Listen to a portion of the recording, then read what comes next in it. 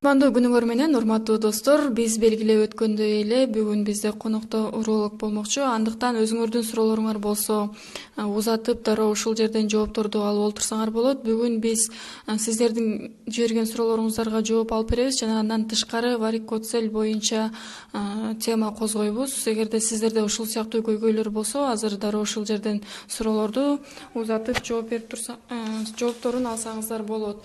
Бүгүн бизде ким конокто деп турсаңыздар, уролог Нурлан Игетаев агайыбыз конокто. Андыктан эч тартынбастан, уялбастан ушул жерден суроолорду узаткыла, же болбосо тартынуулар болуп жатса биздин WhatsApp номерге да жөнөтүп турсаңар болот. Биз ал жерден дагы дароо окуп берип турабыз. Биздин WhatsApp номер 0704 00 46 08. Саламатсызбы, агай? Өзүңүздү бир сыйра тааныштырып. Мен Игетаев Нурлан Тойболотович, врач-уролог болуп иштейм. Студенттер бейтапканасында 2006 жылдан бери. Кайсы жактан билим алгансыз, жана кыскача берип коеңуз? Кыргыз медициналык академиясын бүтүргөм 2000 жылы. Дарылоо факультетин, лечебный факультет. Анда суроолорубузду алгач баштасак, ошол сиз көптөн бери жаштар менен иштешип, студенттер менен иштеп калгансыздар. Акыркы ушул убактарда сизге келген бейтаптарды көзөмөлдөп, үстүнөн карап туруп, кандай оорулар көп кездешип жатат? Жана ал оорулардын келип чыгуу себебин айта кетсеңиз. Акыркы кездерде бизде студенттердин арасында көбүнчө бул варикоцель көбөйдү, бөйрөктүн таш оорулары көбөйдү, жана жыныс аркылуу жугуштуу оорулар көбөйүштү.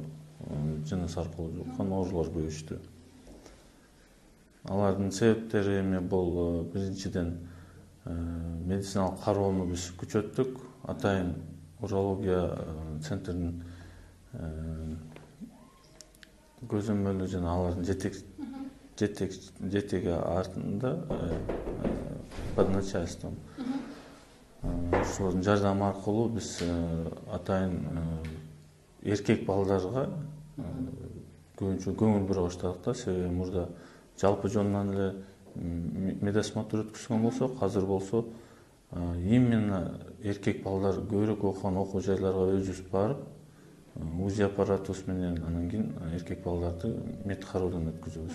Ошол себеп дагы болду окшойт да, ушул оорулардын көбүрөөк табыла башташына. Ал эми таш оорусу, бөйрөктүн таш оорусу, бул тамак аштын туура эмес колдонгондон, ар кандай жанагы даяр фастфудтарды колдонгондон, газдалган суусундуктарды ичкенден көбөйдү деп ойлойм. Өз убагында тамактанбагандан, калориясы туура эмес тамактангандан, режими, рациону туура эмес болгондуктан таш оорулары көбөйдү. Азырда ушундай айтышат экен, мисалы жашоо турмушу азыр көп балдар отуруп иштеп, кыймылсыз жашоо образы болуп калбадыбы? Анан ошол кыймылсыз жашоо образы дал эле ушул варикоцель ооруларын жаратуудабы же кандайдыр дагы башка ооруларды пайда кылабы? Аз кыймылдаган жумуштун себебинен эркектин гана эмес, аял кишилердин деле ушул жамбаш көңүлдөрүндө жайгашкан оорулар, органдардын оорулары көп кездешет. Бул застойное явление малымтазы деп айтылат да. Кан жакшы чуркай калгандыктан ал жерде кандайдыр бир шарттар түзүлүп, жакшы питание албай ушул органдар. Анан кийин ал жерде сезгендүү процесстери батыраак жана көбүрөөк мындай кесепеттер менен кездешип атат да. Мисалы үчүн ал простатит, застойный простатиттер болушу мүмкүн. Же болбосо цистит часто обостряется, цистит бат-бат козгоп туруучу циститтер, табарсыздын сезгенүүсү. Анан кийин варикоцель тоже бул ошол эркектердин жыныс безинин кан тамырынын жонуюшу да. Расширение вены, семенной каналика. Алга дагы жана ал анатомиялык түзүлүшүнүн өзгөчөлүгүнөн болот. Анатомиялык түзүлүшүнүн өзгөчөлүгүнөн жана оор физикалык жумуштарга алып келгенге жардам берүүчү факторлор болот. Ошо бизге кайрылган окурмандардын көбү да варикоцель деп диагноз койду врач десе эле, варикоцель десе эле деп кооптонуп коркушат экен. Бала болбой калабыз. Кандай ооруда? Ушул оору боюнча айтып берсеңиз. Варикоцель бул жыныс жыныс безі бар эркектердин. Ошол жыныс безинен келген түтүк бар, семеноконатик деп коет. Ошол семеноконатиктен жыныс безинин вена кан тамырларынын көбүшү да расширение вен семенного канатика деп. Анын эмнеси жаман? Ал деген ошол жыныс безин кан айлануусун бузат дагы, ошол жыныс безинин жумушун начарлатышы мүмкүн. Бирок 100% именно варикоцелден тукумсуздук алып келет деп айтыш кыйын. Бирок ал ошол тукумсуздук алып келүүчү факторлордун бирөөсү болуп эсептелинет. Варикоцелдин белгилери кандай болуп баштайт? Белгилери ошол жыныс безинин тушунда оорук сунат бираз оорук сунуулар пайда болот, оорлошкон сезилет. Анан кийин кээде аябай выраженный расширение болсо, ал мындай деле жуун байына түшкөн деле көрүнүп калат да, ошо кан тамырлары мындай жоной чоң болуп көрүнүп турат да. Аны мет кароодон биз дароо эле байкайбыз. Анан эгер жакшы билинбей жатса, анда биз атайын УЗИ доплерге жиберебиз. Атайын УЗИ доплер органов мошонки деп атайын ошол органдардын кан тамырларын текшере турган аппаратка жиберебиз, УЗИ аппаратына. Ал ошо көп айтат экен да, варикоцел дейт, анан операция жолу кандай дарылуу ыкмалары бар? Операция жасаш керек? Негизинен операция жолу менен ошол жоногон кан тамырларга операция жасалат. Ал эми биринчи степень, экинчи степень, үчүнчү степень болуп бөлүнөт да. Биринчи степеньде аны наблюдение кылыш керек, жөн эле көзөмөлдөп. Эгер ал көп расширение болбосо, аны операция кылуунун кажети жок. Операция кылуунун кажети жок. Зарылчылыгы жок да. Эгер экинчи, үчүнчү степень болсо, колдон келишинче операция жасап, ал пландуу түрдө, плановом порядке операция жасалат. Толугу менен айыкса мүмкүн да, варикоцел? Толук айыкса болот. Ал эгер врачтын кеңешин угуп, режимдерди сактаса, айыгып кетет таза. Айылда балдар көбүнчө ата-энесин айткандан тартынып, ошол эле врачка баргандан региондордо балдар уялышат экен да. Эгер ошо варикоцелди өзүнүн белгилерин байкасалар, үй шартында дарыласак болобу деген суроолор пайда болот. Үй шартында дарылоо эми бул негизинен эгер ал мет кароодон өткүзгөнгө аракет кылыш керек да. Эгер врачтан бир кеңеш сурап койгон жакшы болот да. Ама үй шартында эмне кылып дарылайт алат? Мисалы дарыканага барып туруп өз алдынча эле препарат, мастарды алсак. Атайын дарылар бар, ошол кан тамырдын стенкаларын күчөтүүчү, укрепляющий стенки сосудов деп коет да. Флебодия деген дары бар, аны ичсе болот. Эми аны желательно врач менен кеңешип туруп аны ичкен жакшы да. Канча ичиш керек, кантип ичиш керек, андан сырткары жанагы тяжелый физический нагрузкаларды азайтыш керек. Үйдө мисалы үчүн жакшы өспүрүм балдар көбүнчө эмне жумуш аткарат? Үйдө ылай жумуштарын аткарат, кирпич ташыйт, оор жумуштар жасайт. Ошолор варикоцелдин күчөшүнө алып келет. Анда мен азыр сайтына түзетүүгө келаткан суроолорду көрсөм, ал дейт: бөйрөктү кантип жакшы дарыласа болот? Жашым 17-де, газ сууну көп ичкем, тузду көп жейм, кеч тамактанам дейт. Тамактануу режимин ачар экен, тузду, газды көп ичип экен, жашы 17 экен. Бөйрөгүңдү бузуп алдым деген суроо пайда болот. Бирок кылмаңыздар. Эми мунун биринчиден текшерүүдөн өтүш керек, УЗИ өтүш керек, бөйрөгүн УЗИге салыш керек, заранын анализин жасаш керек, кандын анализин жасаш керек. Андан кийин өзү уже билип атат, кайсыл тамак ашты, кайсы суусундуктар көп ичип атат, ошолорду азайтыш керек. Газдалган, башында айтып кетпедикпи, газдалган суусундуктар, туздуу куурулган тамак аштар ачуу аларды таштын жана бөйрөктө кумдардын пайда болушуна алып келиши мүмкүн. Анан бөйрөктө таш пайда болуп калса, тыгылып калса, кээде алар бир аз ооруйттан кийин ооруганы жоготуп туруп, бөйрөктүн чирип кетишине чейин алып келиши мүмкүн. Анан бөйрөктү жоготуп алышы мүмкүн.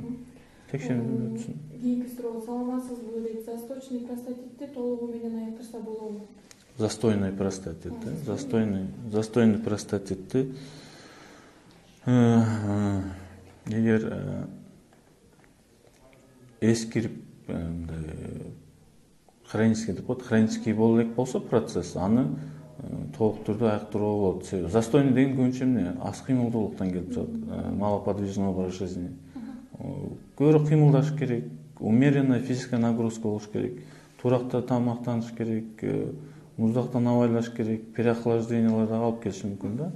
воспалительный процесске толук жакшы. Ал үчүн жылда жок дегенде 1-2 жолу алдын ала дарыланып туруш керек. А бизде эмне бир жолу дарыланат да ошол боюнча унутуп калышат.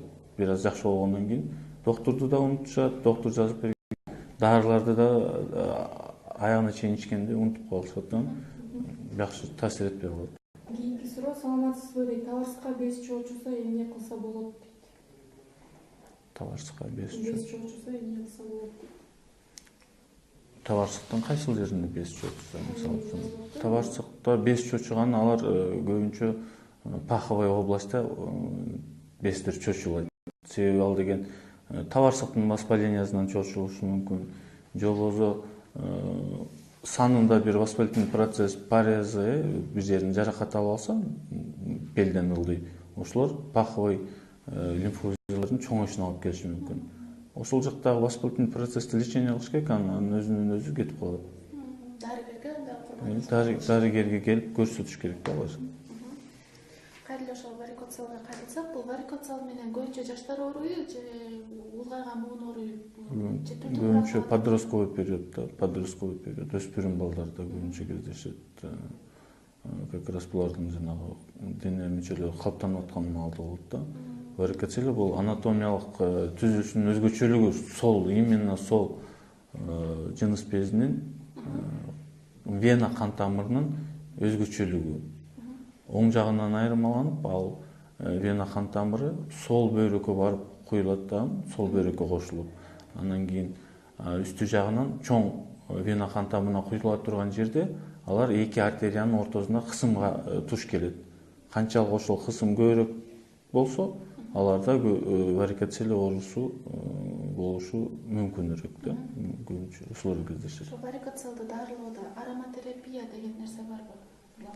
Ароматерапия. Жыттуу суулар менен атайын. Жок, андай жок. Медицинадан да терапия жок. Элдик дарылоого келиши мүмкүн, биз андай мен алектем. Элдик дарылоо менен да айыктырып кетсе болобу же? Жок, болбойт. Мисалы кыргызчылык кылып көбүнчө ошол айыл жергесинде элер медицина врачка баргандан көрө ошол табипка барышат экен. Алар андай чөп дары, кандайдыр өздөрүнүн дары-дармектерин жазып берет. Ал туура эмес. Түп тамырынан ага кошула албайм. Себеби деген бул органдардын, кан тамырлардын, анатомиялык түзүлүштөрүнүн өзгөчөлүгү өзгөрүшү болуп атпайбы? Аны хирургиялык жол менен 100% только хирургиялык жол менен гана айыктырса болот. Эч кандай элдик жардам бере албайт, элдик дарылоо. Демек, урологко кайрылыш керек. Уролог врачка кайрылыш керек. Ал эми ошол варикоцелди алдын алуу жолдорун айтып кетсеңиз, кантип болтурбабыз? Эми мунун алдын алуу көбүнчө өспүрүм балдарга тиешелүү нерсе да, өспүрүм балдарга тиешелүү, жаш балдарга тиешелүү, жаш эркек балдарга тиешелүү нерсе. Оор жумуштарды жасатпаганга аракет кылыш керек аларга. Оор жанагы ныгырла деп айтат го. Ошол эле жана мисалы чарба иштер башталганда огород. Ооба, чарба жана ылай ташышат, кум ташыйт, таш ташыйт. Оор жанагы носилкаларды көтөрүшөт. Ошолорду колдон келишинче жасатпаганга аракет кылыш керек да. Бизде айыл жергесинде көп болуп атпайбы, чөп ташытып атышат, пресстерди ташытат, ат сүйрөтүүнү, арабаларды сүйрөшөт. Анан, конечно, варикоцель чыгып кетет да. Андан кийин да баштасак, ошол көп эркектер айтат экен да, жана сиз айтпадыңызбы, жыныс жактан жугуучу ооруларда көбөйүп жатат депчи. Бул өздүк гигиенасын айтып өтсөңүз ошо балдардын. Ар бир мисалы кыздардын өздүк гигиенасы болот, уролог катары балдарда жыныстык жактан жугуучу оорулардын негизги көбөйүшү бул ошол кайрылуу өспүрүм балдардын опытунун жоктугунан. Экинчи, үчүнчү кишилерден опыт алат дагы, даже кандай мамиле кылышты билбестен, медициналык тил менен айтканда отсутствие сексуального опыта деп айтылат да. Анан кийин жакшы маалымат албай эле гигиенасы бул негизинен душ кол. Эми көбүнчө бизде менталитет дагы жол берилбей атпайбы? Желательно эркек балдар менен атасы сүйлөшүп, атасы айтып түшүндүрүш керек, мындай кылыш керек, тигиндей кылыш керек, уялбастанчы. Экөөнүн ортосунда барьер жок болуш керек. Алар бири-бирине ишенип айтыш керек мындай кылып. Конечно, бизде ал аябай мындай жат көрүнүш катары болуп атпайбы? Жанагы сактануучу каражаттарды колдон деп айтыш керек. Мисалы үчүн менин бабам чоң эсе, мисалы үчүн мен айтат элем балама, эгер эме ошондой мамилеге бара турган болсоң, атайын сактануучу каражаттарды колдон. Аны колдонгондон кийин атайын суюктуктар бар, антисептик деп коет. Ошолор менен тазаланыш керек. Өзү колдон келишинче душ принимать этиш керек. Неменин алдынан, андан кийин да душ, анан жанында антисептиктерди колдонуп, анча-мынча микробторду тазалап, ошолордун жууп калуусунан сактанса болот. Негизинен сактануучу каражаттарды колдонуш керек. Мякын WhatsApp'ка келген суроо боюнча саламатсызбы дейт. Кээде оң бөйрөгүм ооруп калат дейт. Анан пичинок деген дары ичип коем. Анан ошондо оорубай калат. Мунун зыяны жок дейт. Аптекадан өзү барып ичип. Эми өз алдынча дарылануу деле бул зыян. Өз алдынча дарыланбастан колдон келишинче анализ тапшырып, тактап диагнозду, анан жетиштүү дозада ичсе жакшы болмок да. Ал может 2 күн ичип коет, жакшы болуп калат.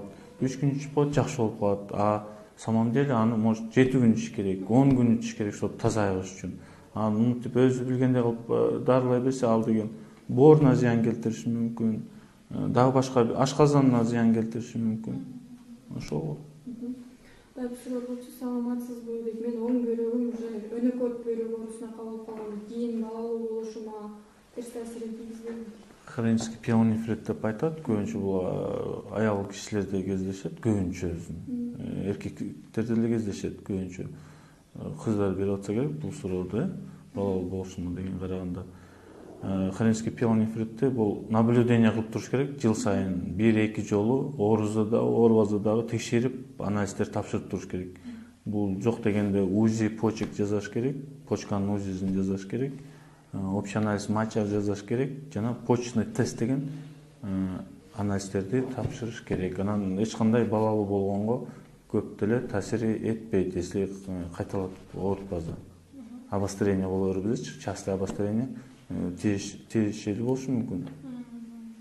Кош бойлуу болсо. Саламатсызбы, Нурлан байке дейт. Стафилококк дейт, через жыныстык катнаш аркылуу жугабы дейт.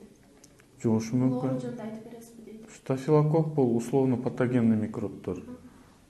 Ар бир адамдын бул ооз көңдөйүндө болушу мүмкүн, ичегизинде болушу мүмкүн, кожасында болушу мүмкүн. Эгер адамдын ден соолугу чың болсо, ал эч кандай ооруларды чакырышы мүмкүн эмес. А эгер организм слабый болсо, же болбосо суукка дуушар болсо, анда ал ооруну чакырышы мүмкүн, ар кандай ооруну чакырышы мүмкүн. Көбүнчө бул боюнда болгон кыз келиндерге тиешелүү. Алар өздүк гигиенаны сактабаса, ошол стафилококктор зара бөлүп чыгаруучу органдарга кирип кетет дагы, алардын сезгенүүсүн чакырышы мүмкүн. Саламатсызбы, Нурлан байке дейт. Ишиңизге ийгилик дейт. Төшөктө алсызмын дейт. Эмне кылсам болот дейт. Өз алдынча дейт.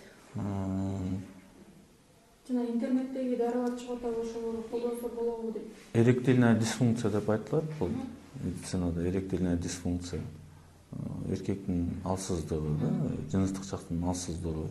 Эректильная дисфункция бул эң биринчиден колдон келишинче медициналык текшерүүдөн өтүш керек. Өз алдынча дарылаганда Интернетте дарыларды алар көбүнчө классический вариант менен берет интернетте. Классический вариант деген ал баарын эле мындай неподходящий лечение болуп калышы мүмкүн да. Мисалы үчүн бирөөсүнө жагат, бирөөсүнө эффект берет, а бирөөсүнө эффект бербей калышы мүмкүн. Колдон келишинче бул текшерүүдөн өтсүн, анан жакшы кеңештерди беребиз. Анан өз алдынча эмне жок дегенде күнүмдүк физзарядканы жасап башташ керек. Көбүрөөк кыймылдаш керек, туура тамактаныш керек, туура эс алыш керек, переохлаждение, тяжелый физический нагрузкаларды абайлаш керек. Ошондо ал жакшы, психологиялык жактан да психологиялык жактан да болушу мүмкүн. Ошол эс алыш керек өз убагында. Без конца стресстер болуп атат, бизде айылдын жерде толтура стресстер бар. Стрессовый факторлор деле ошого алып келиши мүмкүн, ар кандай стрессовый факторлор. Бул жерде сурообъекттер саламатсызбы Нурлан ага дейт, герпести кантип кетирсе болот дейт. Герпестин эки түрү бар. Бул биринчи, экинчи типтеги деп коет. Общий герпес симплекс и герпес гениталис деп. Жыныстык герпести атайын таблеткалар бар. Эгер ошол жыныс органына сып деп коет, бүтүр көнөктөр чыкса, анда атайын мазьтар бар. Мазьтар сүртүш керек. Анан кийин муну маал менен текшерип туруш керек. Толук кетип калыш үчүн аны бир курс лечениеден айыкпайт да, аны жок дегенде бир 2-3 жолу кайталаш керек леченияны. Желательно кандан анализ бериш керек, атайын канчалык деңгээлде ал вирус организмде жүрөт. Ошол деңгээлин карап туруп, ошого жараша дарыны ичиш керек. Бул эмне себептен пайда болот? Ошо герпес айтпасаңыз, ден соолукка коркунучу, эгер аны дарылап койсо, ошо эле эч нерсе кылбай койсо. Ден соолукка мындай аябай деле мындай көрүнүктүү зыянды келтирбейт, бирок билинбестен акырында жылдар өткөн сайын ал иммундук системага чоң таасир этет, иммунитетин начарлатат. То есть коргоочу системаны жылдар өткөн сайын начарлатып, кишинин жашоосун азайтып, өмүрүн кыскартууга алып келиши мүмкүн. Анан ар кандай ооруларга чалдыгуусуна дагы жардам берет. Бул ошол герпесте айтыңыз, дары-дармек мазьтарды колдонуп, өзү эле барып алып дарыгандан колдоно берсе болот же? Эми колдон келишинче врачтан кеңеш сураса жакшы болмок да, себеби дегенде аптекалардан айтышы мүмкүн, 10 күн ичип кой, 5 күн сүртүп кой деп. Врач болсо анализине жараша сен муну же 10 күн ичишиң керек, анан кийин 1 ай эс алып туруп кайра да 10 күн ичишиң керек деп курстарды назначить этет да, атайын курстарды. Бир курстан айыкпай калышы мүмкүн. Анда эс алдырып туруп кайра экинчи курсту назначить этиш керек. Анын 3-чү курсу болот, ар кандай дарыланат. Анан бир гана противовирусный дарылар эмес, башка витаминдерди колдонуш керек, противовоспалительный дарыларды колдонуш керек, анан иммунитеттин күчөтө турган дарыларды колдонуш керек. Аларсыз жалгыз эле вируска каршы дарылар малоэффективный деп коет да, азыраак таасир этет.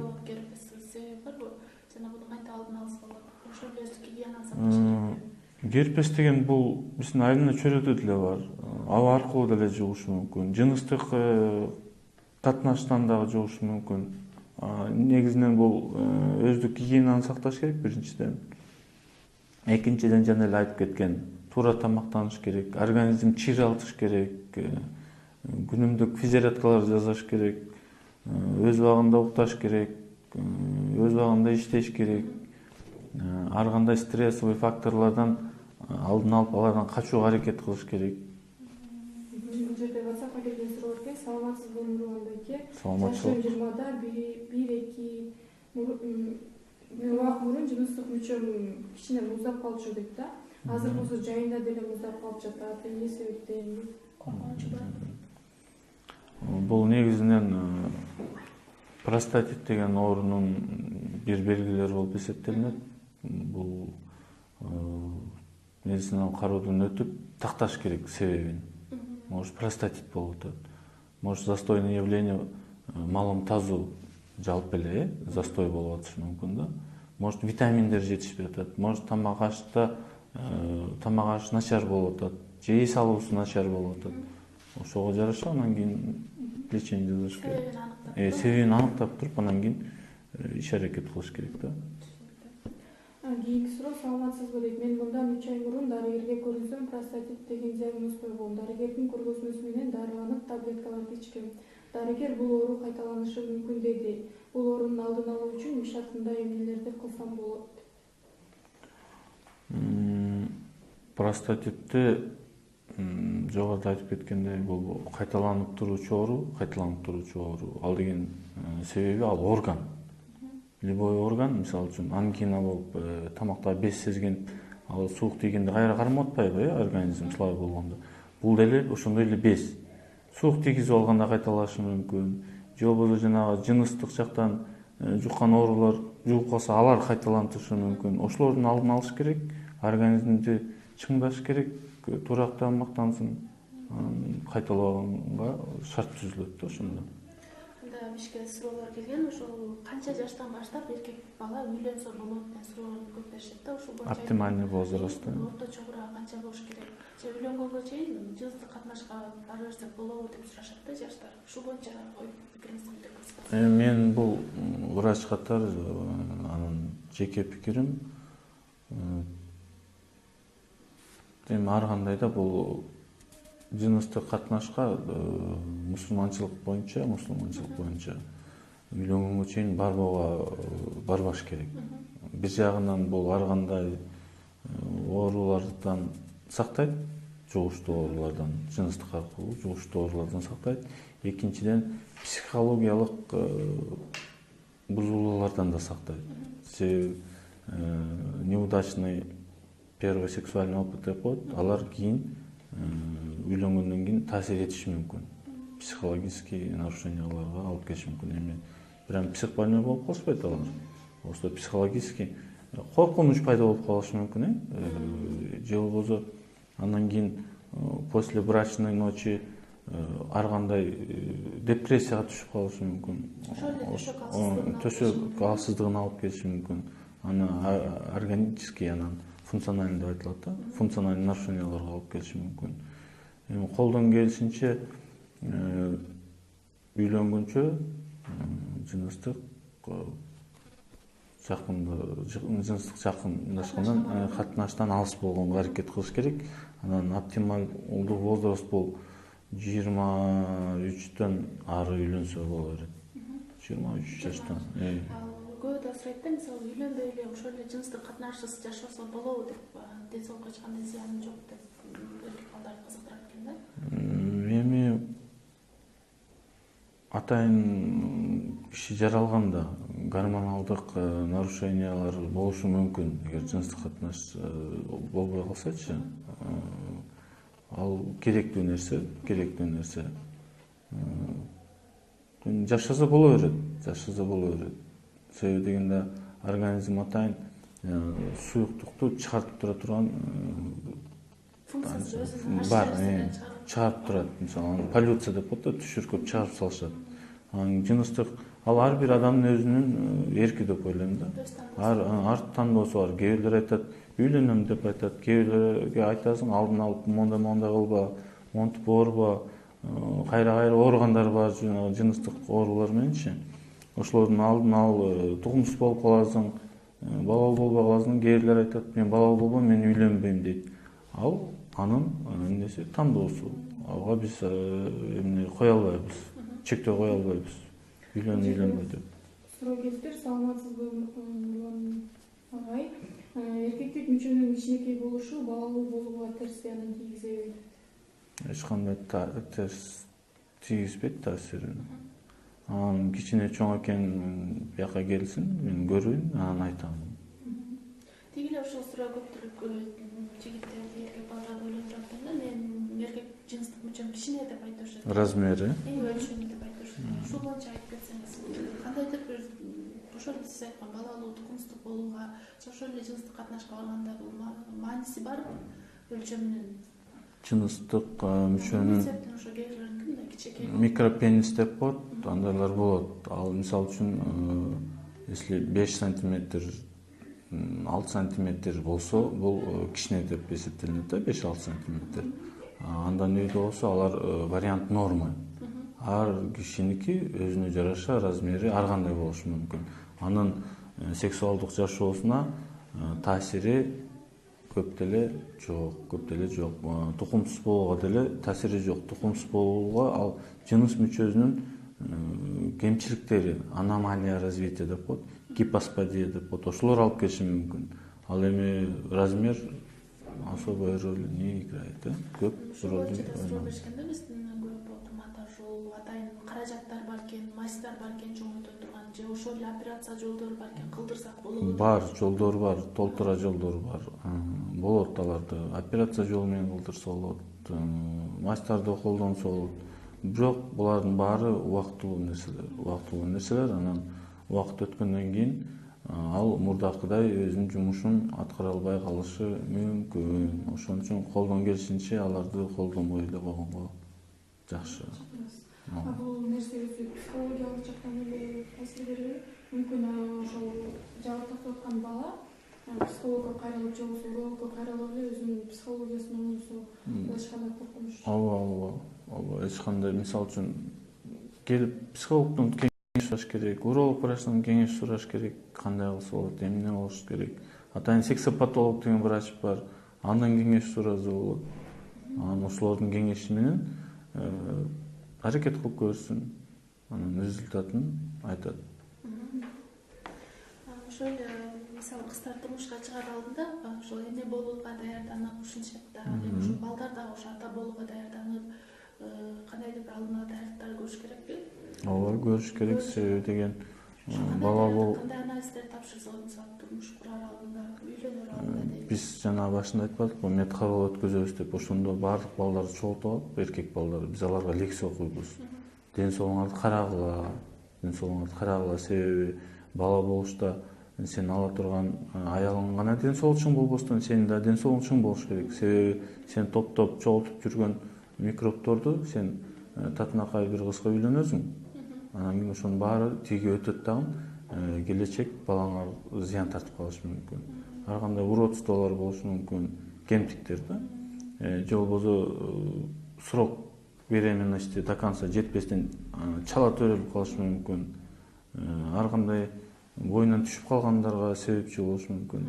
Ошон үчүн мен постоянно айтып келем, азыр деле айтмакчымын, үйлөнөрдүн алдынан жок дегенде бир 2 жыл мурун бир сыйра жакшылап уролог же андролог врачтан текшерүүдөн өтүп коюш керек. Буларга жок дегенде уругунун сапатын текшериш керек.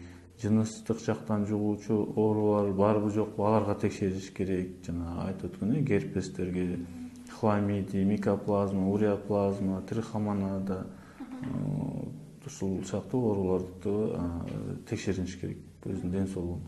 Жалпы кандын анализин дагы көрүш керек, жалпы заранын анализин дагы көрүш керек. Ошонун баары таасир этет. Ошондо дени сак баланын атасы болсо Каалагандар анын өзүнүн да ден соолугун чыңдап, өзүнүн ден соолугу дагы жакшы болуш керек. Бул WhatsAppка келген суроо экен. Саламатсызбы, Нурлан ага? Менин уруктугум өңү өзгөрө баштады, башкача чыгат дейт. Мисалы, коюу анан башкача өңдө чыгат. Эмне кылсам болот дейт. Анализ берсин, анализ берип көрүш керек. Спермограмма деп коет, уругунун качествосын көрүш керек. Анан жанагы жыныстык жактан жугуучу ооруларга анализ бериш керек. Анан ошолордун жыйынтыгы менен көрсөк болот эмне үчүн андай болуп атат. Ошол эле жанагы үйлөнүү алдында даярдык боюнча сөз баштасак, бул жанагы тукумсуздук болгондо көбүнчө аялдардын күнөөлөшүп экен да. Бул тукумсуздук бул эркек текшергенде гана биле алат да, ошол тукум бала болобу же жокпу. Жана ошондой эле бул тукумсуздук генетикалык жактан берилиши мүмкүнбү атадан балага дегендей? Генетикалык жактан берилген учурлар аябай аз. Генетикалык жактан берилген учурлар аз. Көбүнчө тукумсуздук биз мурда көбүнчө аялдарды күнөөлөп келсе, аялдар сен төрөйсүң, кет деп башка аял алат, анысы да төрөйт, тигини кет деп. Анан акыркы учурларда бул 45-50% эркектер себепчи болуп атат да. Анан кийин бир 10-15% бул иммунологический реакция деп коет, иммунологический несовместимость болушу мүмкүн. Бул жаңы методдор боюнча. Ошон үчүн эркек дагы, аял дагы бул жерде теңме-тең себепчи болуп калышы мүмкүн. Аны только текшерүүдөн кийин гана айта алабыз да. Канчалык. Тукумсуз болууга эмнелер себеп болот? Мисалы, көксү жебекелер деген сыяктуу сунуштар бар да, ушул сыяктуу. Тукумсуздукка алып келүүчү көп шарттар бул жетишсиз тамактангандан, биринчиден. Жетишсиз тамактангандан, консервированный продукты деп коет, ошол консерваланган тамак ашты жегенден, ар кандай фастфудтарды колдонгондон, газдалган суусундуктарды колдонгондон, өз убагында эс албагандан, азыр уюлдук телефондорду колдонуп жүрбүз, сотовый телефон. Алардын радиациялары бүт баары алып келиши мүмкүн. Ошол эле тукумсуздукка да азыркы балдарды карасаңыз, жаңағы узкий шымдарды кийип алышат. Bunun da кандайдыр бир таасири барбы? Кийген кийимдери анча-мынча таасир этиши мүмкүн. Кийимдерге да токтолуп кетсеңиз, кандай кийиш керек бала деген? Азыр мода деп эле ошол эле узкий джинсы. Кийим деген кайсыл учур болбосун ылайык кыспаган, мындай. Өтө кийин мен шалбыраган деп да айта албайм. Удобный кийим кийгенге аракет кылыш керек. Удобный кийим кийишсин. Өтө тыкыз эмес. Материалы көбүнчө мындай дышащий материал деп коет. Хлопчатай бумажный, аба өткөзүүчү. Аба өткөзө турган материалдан кийим кийген жакшы. Сөйлөптөр саламатсызбы ага дейт. Эрекция дегенди кандай түшүнсө болот дейт. Эрекция ал деген бул жыныс мүчөнүн чыңалуусун айтат. Жыныс мүчөнүн чыңалуусун айтат. Кыргызча. Эрекция кайсы учурларда болот? Дүүлүккөндө? Жок, мисалы, кино көргөндө. Ооба. Эркек балдар дүүлүккөндө, ар кандай жанагындай эротикалык кинолорду көргөндө же болбосо противоположный пол менен жакындашканда болчу нерсени эрекция деп атат.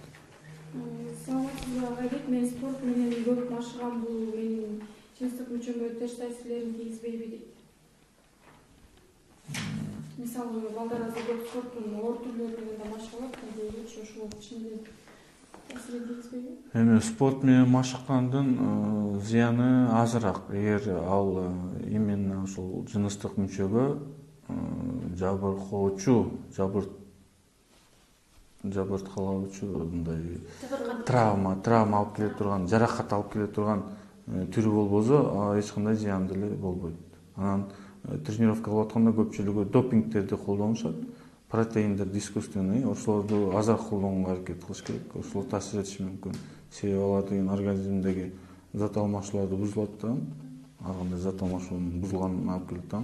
Алар именно ал мүчөлөргө дагы таасир тийгизиши мүмкүн. Ошол эле жыныстык жактан алыстык алып келиши мүмкүн. Алып келиши мүмкүн, алып келиши мүмкүн.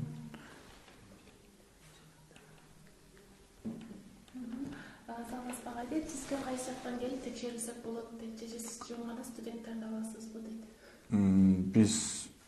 Мен ушул студенттик мектепканада иштейм. Саат 2:30-дан 5:30-га чейин келип көрүнүшсө болот. Студенттерден сырткары деле карай беребиз. Келсе келип көрүнсө болушу керек.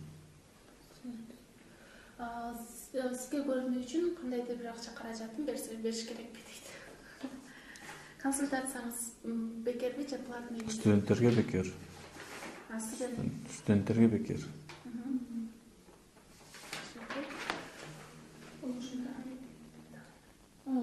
Саламатсызбы дейт. Жыныстык катнашка барбай коюу коркунучтуу эмеспи дейт. Көп барбай коюу. Бул үйлөнгөн адам окшойт. Атайын норма барбы? Мисалы, бир жумада 3 жолу же 2 жолу деген сыяктуу. Ал андай норма жок. Ал ар бир адамга өзүнчө индивидуальный деп коет. Ар бириники ар кандай болушу мүмкүн. Бирөөсү 2 жолу, бирөөсү 1 жолу, бирөөсү 4 жолу. Андай норма жок. Көп барбай койсо застойный деп коет. Үйлөнгөн адам болсо эгер 3 айлап 4 айлап застойный простатитке алып келиши мүмкүн. Саламатсызбы дейт. 14 жаштамын дейт. Көбүнчө мастурбация кылам дейт. Бул кийинки келечегиме зыян эмеспи дейт. Мастурбация бул анонизм деп коет медицинада. Ал менен көп алектенбегенге аракет кылыш керек. Ал ошол мен айткан анонизм деген ооруга алып келип, психологический зависимость болуп калышы мүмкүн да. Ал үйлөнгөндөн кийин дагы өзүнүн келинчегине алымсынбастан тиги үйрөнгөн адатын кайра кайталашы мүмкүн. Ал эми көбүлөр ойлойт экен да, бул мастурбация бул табигаттан неметкен нерсе, адам өзү каалап жатса аны кылат, эч кандай зыяны жок деп урологдордо бар болчу дагы. Менин жеке пикирим андай эмес. Бул анонизм деген ооруга алып келет. психологиялык зависимость, психологиялык жактан көз каранды болуп калат. Айтып атпаймынбы? Көз каранды болуп калса кантип арылса болот? Сөз түрдө эксперт өзүнүн адистерине кайрылуу керекпи? Психиатрга келсин, сексопатологко келсин, атайын тиешелүү кеңештерин беришет. Ошол боюнча андан арылса болот. Ошол менен агай суроолор соңуна чыкты окшойт. Сизге чоң рахмат. Ишиңиздерге ийгилик каалайбыз. Ден соолукта болуңуз. Анан акыркы сөзүңүз ушул биздин көрүп аткан жаштарга кандай каалоо тилектериңиз, сунуштарыңыз бар эле? Эми көбүнчө бул биздин профессия уролог, андролог болуп атпайбы? Жаштардын ден соолугу мурдага караганда бир аз слабый деп айтсам болот да, слабыйраак. Себеби бул жашоо турмушка жараша болуп атат биринчиден. Экинчиден өз балдарында бир аз өзүнө жаштыкка алдырышыппы, өзүнүн ден соолугуна көпчүлүгү кайтыгер мамиле жасап атат да. Өзүнүн ден соолугуна кайтыгер мамиле жасабастан азыр жаштан баштап ден соолугун жакшы караганга аракет кылышты деп суранат элем да, жаш балдарды. Өзүнүн ден соолугуна азыртадан кам көрүүсүн каалайт элем. Чоң рахмат агай. Урматтуу достор, бизде конокто уролог, андролог Нурлан Игентаев агайыбыз болду. Сиздердин узаткан сурооңуздарга тиешелүү жоопторду алдыңыздар деген үмүттөмүн. Эгерде WhatsApp'тан жөнөткөн суроолоруңар бул жерден чыкты, айтылды, жоопторун кайра биздин сайтка келип окуп алсаңар болот.